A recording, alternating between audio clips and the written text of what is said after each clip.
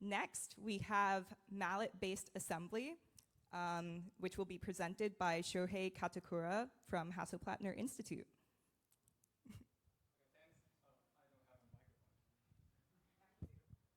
Okay, thanks. So I'm Shohei from Hasselplattner Institute. So today I brought chairs, table, chairs, and also briefcase. And one of them are actually assembled in this UIST demo session. Thanks for helping someone assemble these chairs. And then I'd like to say these objects are useful because I can actually use it. And then during use, the objects are exposed to forces. So that's why those objects should be load-bearing. And in the communities, so many people exploring about this load-bearing object, for example, those chairs. However, the most of the objects in the maker community are actually not load-bearing. Those are designed to be looked at. And so those are beautiful. It's totally fine for that purpose. But I think world would be even better place if we have more load-bearing object in the maker or any in our life. And to do that, I think we want to help user to make load-bearing object. So for the purpose of this talk, for the laser cutting objects. But what type of help do they need? And first, I want to talk about 3 things that they don't need help. So for example, the compression force here is totally fine. And also bending moment around here, it's also fine. And also applying load here, it's also fine because the internal plate works on the I-beam and it makes robust against bending and also shearing. So, however, the problem is when you make some sort of cutout, or in this case, handle in the chair, and then you pull and then apply tension forces. Now that is a problem, then the object tend to break. Okay, and then I go back to here. So because the tension forces disassemble box joint, and which are commonly found in the laser cut object. And now, as many of us are aware from the related work, that there's a lot of specialized joints that are less susceptible to tensile forces. However, they suffer from at least one of the following 3 issues: unnecessary protrusion, weak against shearing, and assembly complexity. So for the purpose of this talk, I'd like to go back to a more generic and traditional way of solving tensile issues, which is to make joints extremely tight.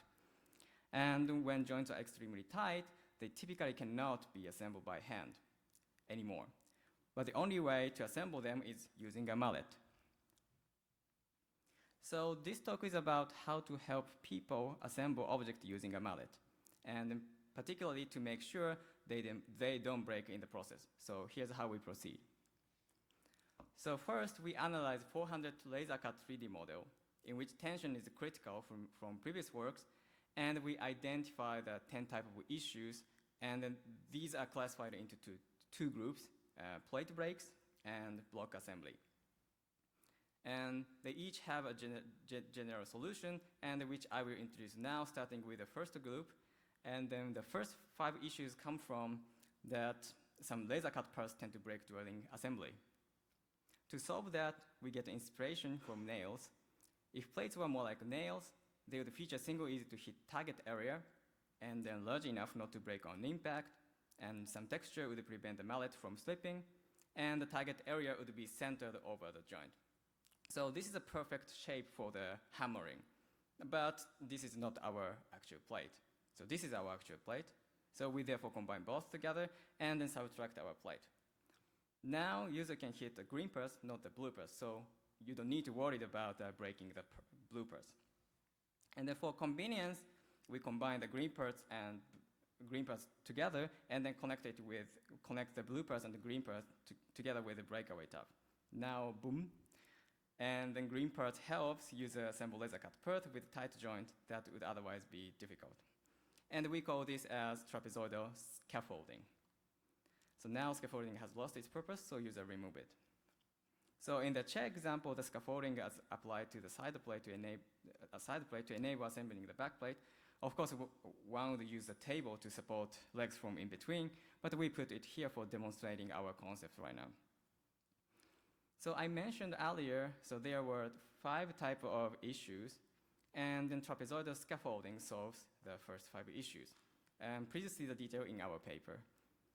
And this leaves us with other 5 issues, so they are quite different from the first one.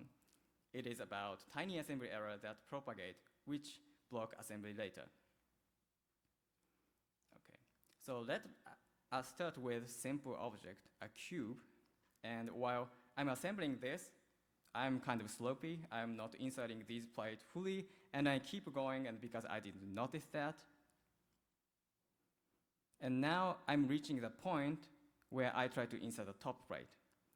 So quick check with all of you. So who thinks I can insert the plate without any problem? Or who thinks it's fine, I can still insert the blue plate as it? Think for a moment, and in 5 seconds, I'll have you vote. 1, 2, 3, 4, 5. Okay, so who thinks it is possible to insert? Okay, so who thinks it's not possible to insert? Okay, it's very interesting because it's not a problem. So why it's not a problem? Because if I virtually extend the pin, you can see that the pin don't collide. So this means a cube is error tolerant. So let's try slightly more advanced shape.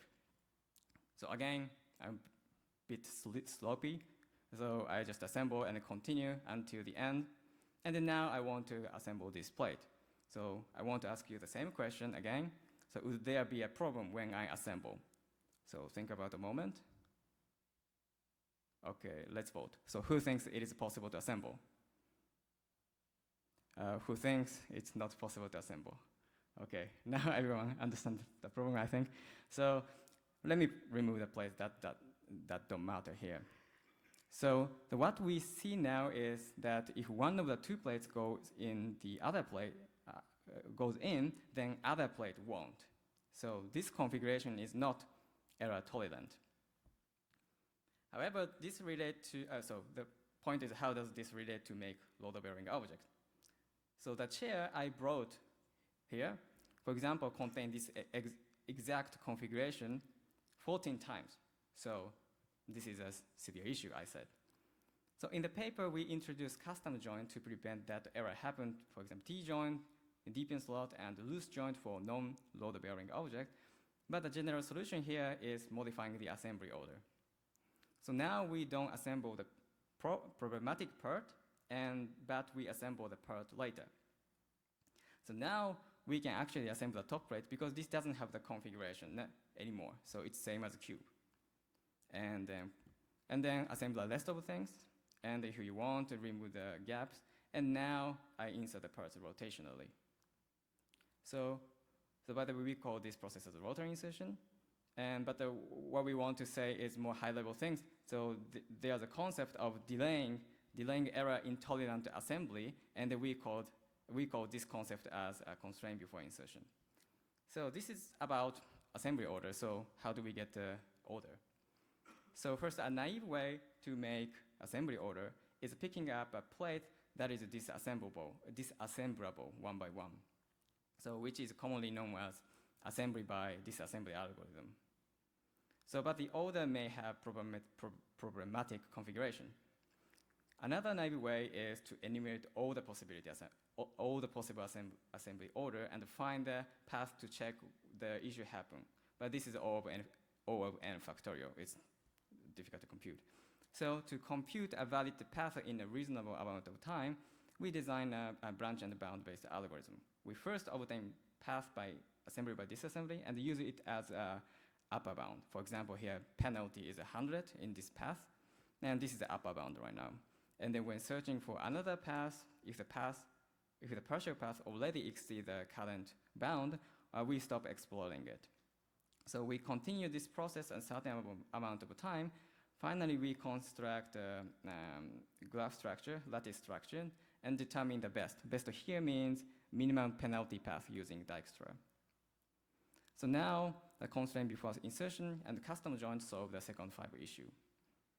So to validate the two solutions, we conducted a user study in 2 parts.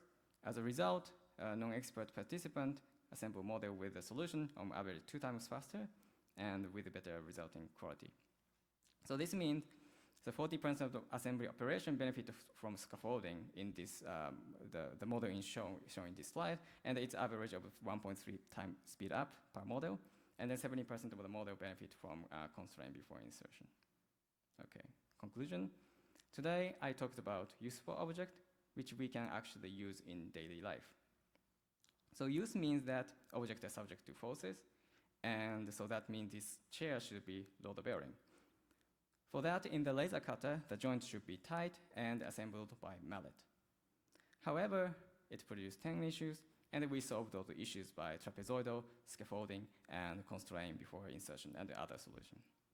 So I'd like to thank all my co-author, especially the second author, Chiao, for his general support and for designing this beautiful briefcase. If you want to see it, check the Chiao. And then thanks for listening, and I'm happy to take questions.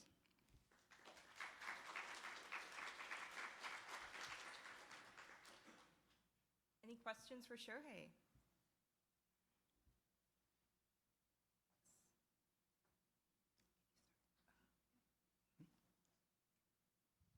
Hello, thank you. It was a fantastic presentation. I'm wondering about the chair one. I saw there was a large waste material that you punched out. Yeah.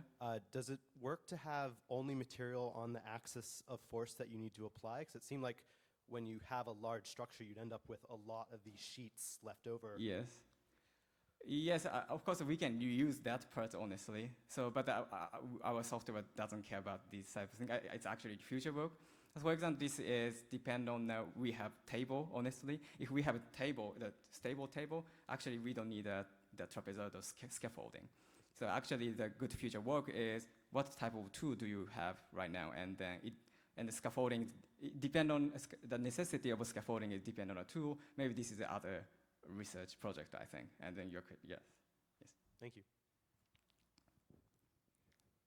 I'm just beside, so I steal the mic.